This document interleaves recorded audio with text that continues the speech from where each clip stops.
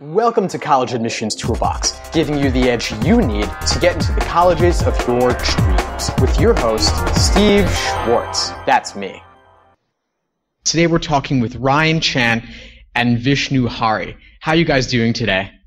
Fantastic. We're doing really Yourself? well. I'm great. Thanks so much for joining me, guys. Now, you guys have a really exciting story. You've actually created a film called Acceptance, which is a 50-minute short film about a kid who doesn't get into Harvard but lies about it and says he did, and then things kind of spiral out of control from there. Can you guys tell us a little bit more about the movie? Yeah, absolutely. So this movie, it's based on a true story. It's actually about Vishnu's senior year and my senior year. We were both very crazy college-bound kids and, trying to be very high achieving. I got into Yale. Vishnu got rejected from I applied to, it was miserable. Well, basically what happened was Vishnu, he went about the college application process in a very different manner than, say, I did. He was definitely selling himself really hard. He was doing a lot of things to correlate to specific passions that he thought colleges would sort of appreciate. And what ended up happening was on admissions morning, he just got rejected from everywhere, like one after the other. I was actually on the phone with him. It was a very, very painful day. And Yeah. Right. And when he went to school, I guess it was just, a difficult thing to say or admit. And I totally understand that because today in the era of social media, people, your successes and failures are made to be very public. Yeah, I actually remember that day very, very significantly. It was a very painful moment. It's sort of the moment I realized I did sort of everything wrong when it came to the college admissions process. It's very fascinating seeing the contrast between how Ryan did it and the way I did it. We went to two very different schools. Just a bit of background, we actually grew up together in Singapore. We went to high school there, and I went to a boys' school, Ryan went to an international school.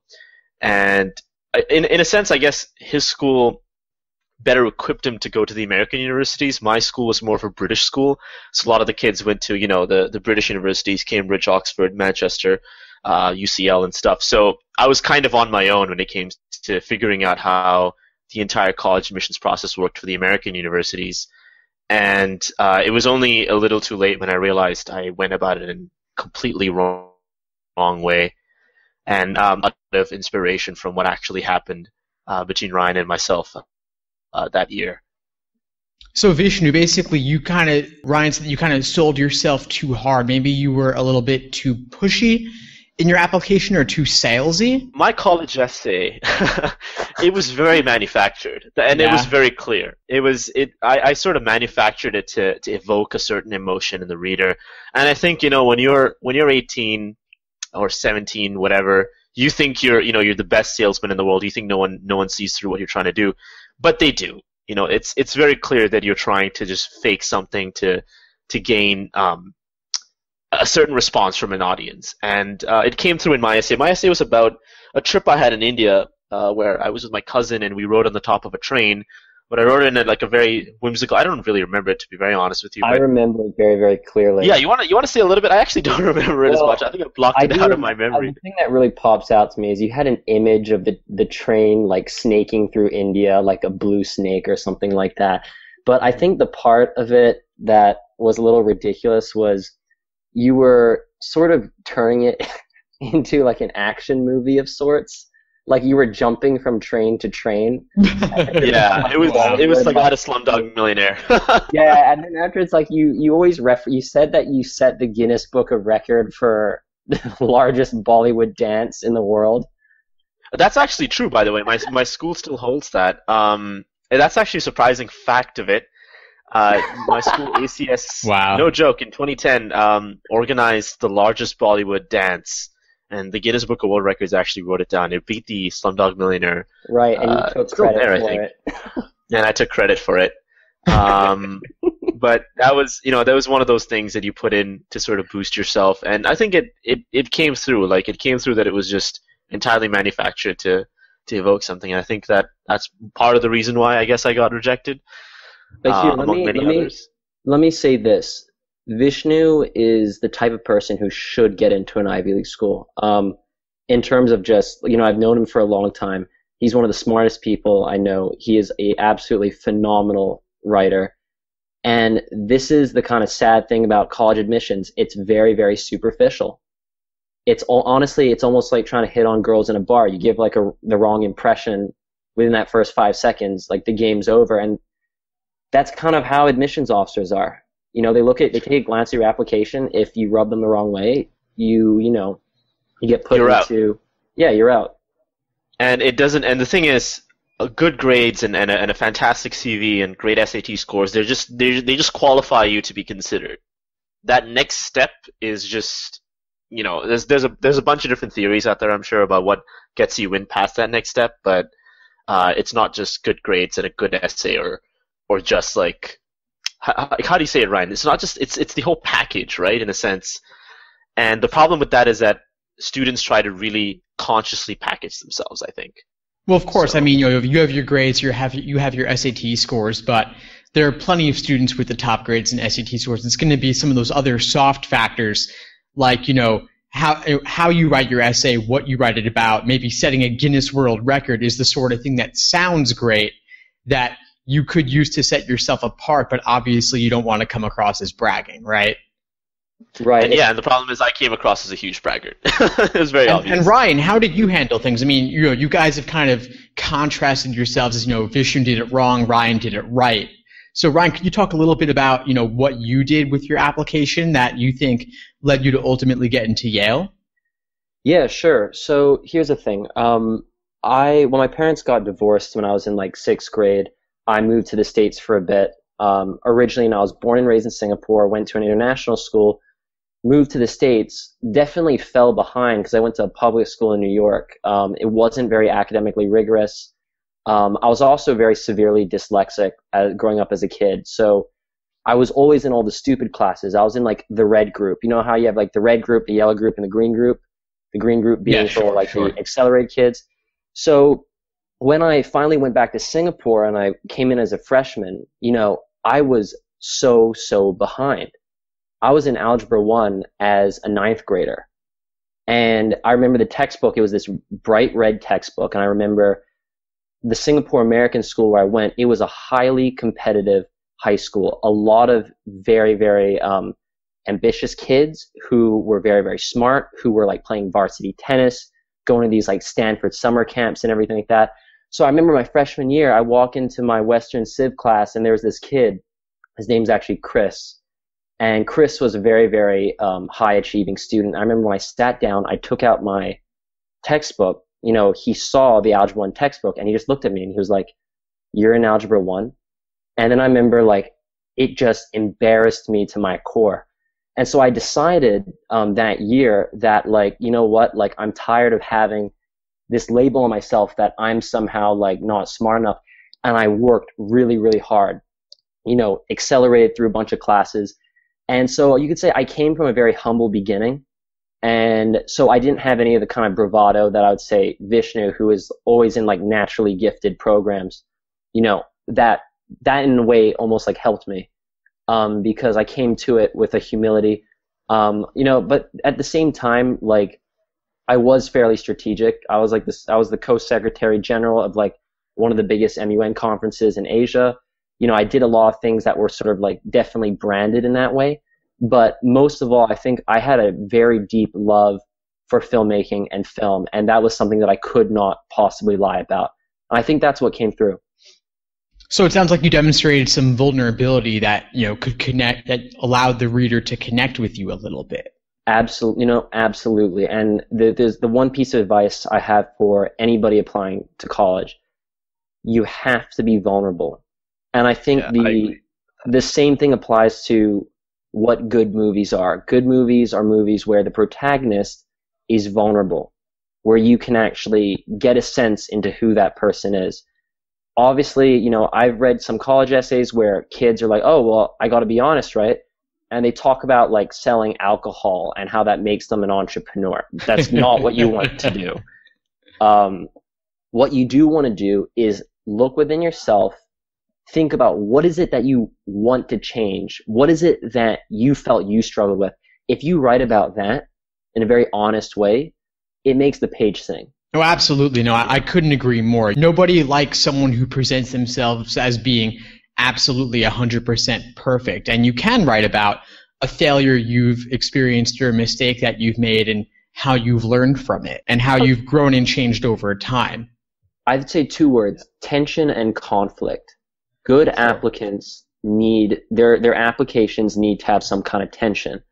When I say tension, I mean basically two opposing ideas that the applicant is sort of like defined by, but it's sort of pulling them in opposite directions, because that just creates a sort of dynamic momentum. And a good example of that would be, for instance, my application. I looked really, really good on paper.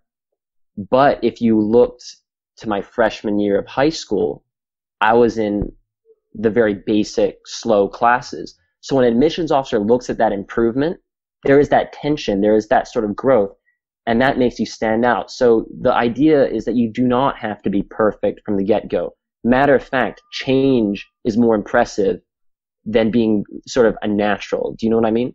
Oh, 100%. Right. Even if you didn't have a worse freshman year and a gradual improvement as you go to senior year, you can still demonstrate or communicate some sort of tension that may not have come across on paper, or some sort of improvement that may not have come across on paper. Maybe not in the classroom, but maybe in an extracurricular activity like a sport. Absolutely. Where you built some sort of skill through practice. Now, one thing I'm curious about, guys, is, in the movie, the tension and the conflict. Can you tell us a little bit about how that lesson applies maybe within the movie, or how that came into how you wrote the script for the movie? The script was it was very reflective in the sense that it actually truly sort of was us looking back at our high school experience and the college admissions process and thinking, how did this make us feel then, and trying to, I guess, can that emotions in and put that into the movie. So when you see someone like, Rohan and here, I don't want to spoil the movie for the audience, interact, it's based on very true interactions that Ryan has had with his friends, or I've had with our friends, or even Ryan and I have had together. And we've tried to embed as much true emotion as we can. Ryan, do you want to talk a little bit more about that as well? Yeah, so look, everything in that film comes from a very, very deep place within our own experience, because you have to understand, coming from Asia, there's that immense pressure. You have to get into that school. You're worthless if you don't get in that school. And so everybody around you is thinking that way. And let me tell you something. Getting into an Ivy League school in Asia gives you a great senior year, because suddenly everyone respects you. It's almost like walking around with a badge. No one sort of questions your intelligence. You never have to be insecure about it. And that is something that people really, really highly value. And it ends up creating this very toxic environment where people are ranking themselves in that year for the first time in their life. Sure, it becomes a kind of winner-take-all kind of thing. You get in, you're a huge success. You don't, you feel like a failure, and then you have to kind of adjust to that new reality, right? Right. So, in the movie, the protagonist, Rohan Patel, he is a very, ambitious, smart scholar from India, and he thinks he's going to get into an Ivy League school, and he doesn't. And the thing is, a lot of people want to see him fail. So when he comes to school that morning, and he hasn't posted or announced anything on Facebook, he just can't accept that fact. And it hurts him. It hurts him really badly. And so he tells a lie. And it goes out of control. And that lie, it ends up changing the way people think about him. It ends up changing his social circles. It ends up changing how he even thinks of himself. And he starts believing it. At a certain point, he starts believing it. Yeah. And the thing is, the real lie, I guess, that what, Vishnu and I went through, he told me that he got into Harvard. I was really happy for him. And the problem is that, the news starts spreading like wildfire, and it's very difficult to contain. Yeah. So yeah, it's actually based on a true story. I don't know if we mentioned that. I actually lied to Ryan about getting in because I was intensely jealous that he got into Yale, and I wanted to sort of one-up him in that sense. So the lie started out that way, where I told, I was like, I got into Harvard, and then Ryan was like, wait, really? And then the lie started spreading, and obviously he found out the truth because we had way too many mutual friends to conceal something like that. And it was a very sobering moment for me, to be like, well, Vishnu, you did not get in. You thought you would have, you thought you should have, but you didn't, and that's the fact. And you have to figure out why that happened. And I guess the film was sort of a discovery process for me as well. Well, it's kind of funny thinking about it. Like let's say you don't get into Harvard, you lie and say you did. I guess that technically, you've got a full year before anyone's going to find out, right? Right. Yeah, so you kind can of keep going through the rest of senior year. And you can reap the benefits. Yeah. And then coming to fall, your friends like, okay, next year, your friends are like, hey, can I come visit you at Harvard? And you're like, well, I'm not actually in the dorms, but I rented this apartment off campus. Come visit me there. And it makes me think of this. Yeah. Makes me think of this story about a kid I heard a couple of years ago. I think this kid, didn't get into Stanford or Harvard, I forget which, but she basically lied to someone on campus, said she got in, and said, my roommate's terrible, can I crash in your dorm room? And she started attending classes and auditing and living on campus, and everyone thought she was a real student. Wow. Got in and gone there and was paying tuition, and she kept up the lie to her family and everything, but none of it was true. I'll have to see if I can find that article and send it to you guys. I'm sure you'd get a kick out of it. But yeah, it's funny. There is that huge incentive to lie. No doubt about it. Yeah, and it's especially with social media, like, the nature of Facebook where people start posting their acceptances, you start getting posts on your wall, hey, where did you get in? And you just feel this immense pressure building up inside of you. There's nothing that's private anymore about the high school experience, right?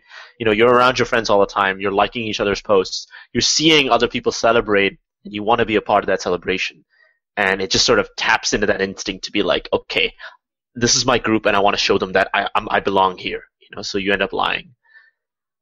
Oh, sure. The incentives are definitely there. I'm wondering, I know that, one thing we really love to hear on this podcast are stories. And I'm wondering if you could tell me, we've already talked about some of the worst moments you guys have had, but I'm wondering about, moments of inspiration you had related to the college admissions process, those light bulb moments. Does anything come to mind? So, this is interesting. I think this takes us very much to the college essay because the college essay, in my opinion, is one of the hardest parts of the application process because you can never really tell, is it done, is it good enough? It's very hard to tell.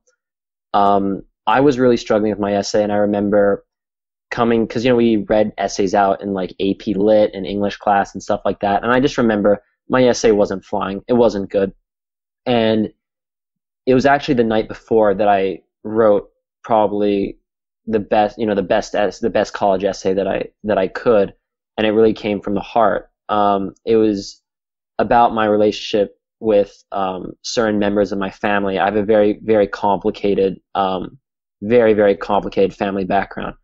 And I wasn't sure whether I wanted to write about it, but in that moment of, holy crap, I only have 8 hours before the gates close, right?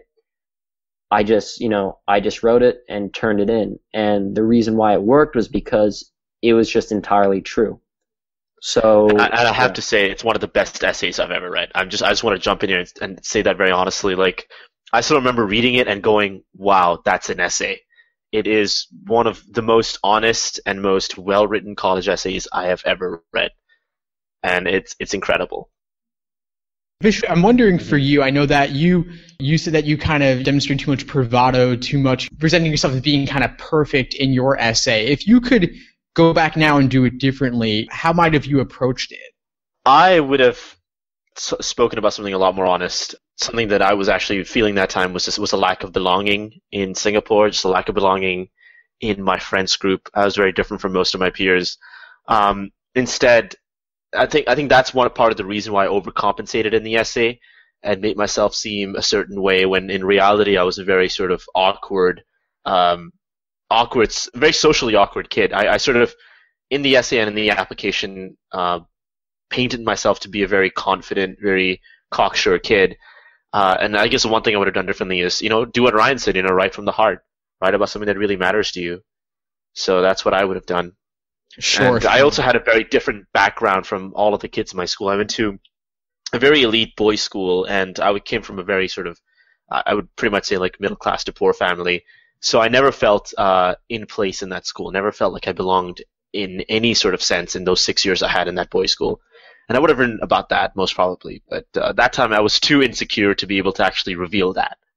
And I think that cost me a lot in the admissions process. What's so interesting about this journey is that Vishnu really revealed this with the very sort of first draft of the acceptance, which we then continued to sort of rewrite for the following year. It was almost like the movie Vishnu was your college essay in a weird way. Yeah. That's a great insight. I mean, definitely, would imagine that, a 650-word version of that script would make for an amazing essay in a way, right? Just kind of demonstrating what's going on inside the head of a protagonist who, wants to portray himself as a success and wants to fit in and get all that positive reinforcement from peers, but isn't getting it. And then how do you handle that? Absolutely. Yep. Insights there, guys. Thanks so much for sharing those. I'm sure it'll be really helpful to our listeners who are thinking about their essay topics.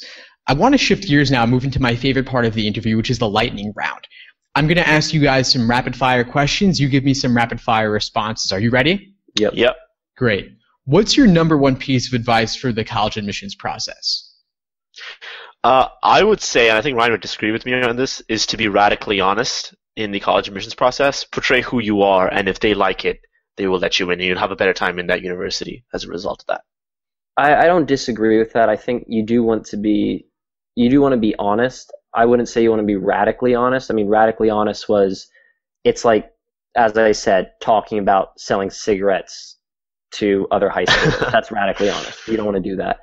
I would say, keep it real, keep it humble, obviously set some boundaries. One piece of advice I do have, if you want to get into an Ivy League school, unfortunately, this is the very hard truth. You need at least a 2200. There are some people who get in with like a 2100. But that means that you've done something really, really incredible.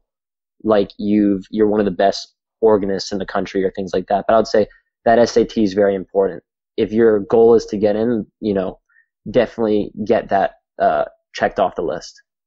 For sure, it's definitely good to be realistic about what SAT scores are necessary these days. So no question about that. And back to the radically honest thing. Yeah, I agree with what both you guys said. I would basically have a modified version saying, radically honest, with regard to things that are not irresponsible or illegal, right? Right. Yeah, definitely. Great advice there. Thanks, guys. Could you guys share with us one habit to college admissions success? Read a lot is what I would say. Like, just keep reading fiction, nonfiction, broaden your horizons. Read outside of just your language set. Read books that are written in English, post-colonial literature, India, China, all of that stuff. There's a wealth of information out there, and in the interviews and stuff, you come across as being worldly and knowledgeable if you've read a lot. Right, and I agree with what Vishnu said. I'd like to add to that, don't shy away from classes or activities that seem sort of like gutty or too easy or things like that. A good example is AP art history. That has the reputation for being sort of like, it's an easy AP. Well, first of all, it's not. But the thing is, doing things that aren't always on that like direct path to trying to impress an admissions officer, they end up helping you so much more. They end up distinguishing you. So I would really encourage people to sort of like pick up a craft, even if it's like Photoshop or Illustrator or, or web design, or whether it's film or writing, anything that's sort of like something that you want to get better at on your own. It really helps. And it's a good habit to develop, because eventually that's going to be sort of the basis of your career after college in many ways. Oh, for sure. Honing a creative art, could turn into a hobby, or Right. even taking AP art history could then inform your graphic design work later in life, later in your career, and give you some additional insights. If you look at some of the big titans in startup world, a lot of them, even like Steve Jobs, for example, I think I read once he like took some sort of calligraphy class or something like that, and it helped inform his appreciation for fonts that became part of, the Apple logo or something like that. Basically, don't be a robot. Don't be closed off to new experiences. Definitely. Yeah. Definitely. What's one online college admissions resource that you absolutely love? I wouldn't be able to answer this. I didn't really use any online stuff back in 2010, so I think Ryan can answer this better. Yeah, I would never post on College Confidential, but I would read stuff. Retrospectively, now that I think about it, I don't think that kids should really turn online to seek out too many advice blogs and forums, especially on sites like College Confidential, because sometimes it can either mislead them or create a heightened sense of competitiveness. Obviously, you do want to seek out counsel, but I would say a site like College Confidential, it can freak you out. So I wouldn't necessarily recommend it. Oh, for sure. Those forums can definitely kind of become echo chambers and lead to heightened stress. So you want to, if you're going to use them, definitely use them in moderation and don't just kind of lurk on there endlessly instead of actually working on your essay or studying for the SAT. Definitely agree there. What's one book that you believe no college applicant should be without? If you're talking about sort of a fiction/nonfiction book that isn't related to the admissions process, I'd say one book that I wish I'd read back in high school that, looking back, would have really helped center me and, I guess, humble me down was this book I read called Meditations by Marcus Aurelius. I don't know if you've heard of it. Oh, yeah, I know. It's a fantastic book. It's a very, very ancient book. It's written by a Roman emperor, but it's got a lot of advice. It's actually very, very, very prescient and very useful for people who are in that age group. It teaches you a lot about being humble, being but thinking a lot about who you are as a person, and it sort of would have helped me a lot if I'd read it in high school and if I took that kind of stuff seriously. That's what I would say. I actually love that book. Stoic philosophy can kind of reduce your stress level and help you look at the bigger picture more. So at the very least, it could help you reduce your stress before you take the SAT. But in general, it can kind of reduce your stress with the whole college admissions process, helping you be comfortable with the idea that even if you don't get into Harvard or don't get into an Ivy, things can still work out for you in the end, right? Yeah. Ryan, any books come to mind? Yeah, I could think of The Prince by Machiavelli. That would definitely. Yeah. I was deciding between The Prince and. I think both of those are definitely two different ways of going about it. I'm not saying I endorse that method, but. It's funny because Ryan did the meditations method, I did the Prince method, which is why we're making these recommendations. But the Prince method can work. Yeah. But anyway, okay, one book that I really think that kids should get their hands on. It's called College Essays That Made a Difference. I just remember, going in Barnes and Nobles. I never actually bought it, but I stumbled on it. I opened it up and I kind of perused through it. The thing I noticed about every single college essay, they're all told in a sort of short story format. So you're not really talking about yourself. You're talking about what you're doing. You're describing a scene. And I felt that book really served as sort of like a guideline for what I wrote. Yeah, it's good just to have some examples to look at to give you a sense of what works, what doesn't, just kind of to inspire you loosely. Obviously, you don't want to steal anything because everything can be. You can Google a quote from something and discover where it came from, but definitely just to get some general inspiration is really valuable. So I know that you guys, you've released Acceptance. It's on YouTube, by the way, so check it out. I'll link to that in the show notes. But what are you guys working on now? Oh, a lot of things. Ryan and I just graduated from our separate universities, and life is now kind of an open book for us. There's so many things we can do. I'm currently working on a tech startup out of Toronto, and in terms of film, I think, Ryan, you want to take a lead on that, on what we're working on next? Yeah, sure. So I guess the company that we're trying to start, it's called Scholar Edition, and we're really focused on making multicultural content that is sort of emotionally riveting and real, very similar to Acceptance. So right now, Vishnu and I are really trying to just grow as screenwriters first before we start kind of producing more content, because we feel that is sort of the core of why filmmaking. Yeah. Right, it really is the core. Yeah. So that's kind of our short-term goal. So yeah, we're just writing consistently, trying to get as many scripts as we can, enhancing them, getting to the level that we're proud of them. It's just mostly just like background work right now. There's no huge productions coming up just yet, but yeah, that's what we're working on. Well, that's really exciting. Well, you guys gave us a ton of great advice today on the college admissions process, and thanks so much for sharing, your story about Acceptance. I definitely recommend everyone listening out there check it out. It's less than an hour, and it's on YouTube, so you can watch for free from anywhere in the world. Highly recommend it. great film. I'm sure a lot of you guys will connect with it. And Ryan and Vishnu, thank you so much for joining us today. Thank you for having me, and Thank Ryan. you. There are a million books out there about applying to college, but it's hard to know which ones are worth buying and which are just a waste of time. When I was applying to college, I felt like most of them weren't really saying anything that I didn't already know. And a lot of the others were just plain boring. So I've put together a list of the best books I've read on the admissions process. I've got books on there about college essays, scholarships, and test prep. So check it out. It's at collegeadmissionstoolbox.com/books. Thanks for listening to College Admissions Toolbox. Head over to www.collegeadmissionstoolbox.com to get more free tools and resources that will help you get into the colleges of your dreams.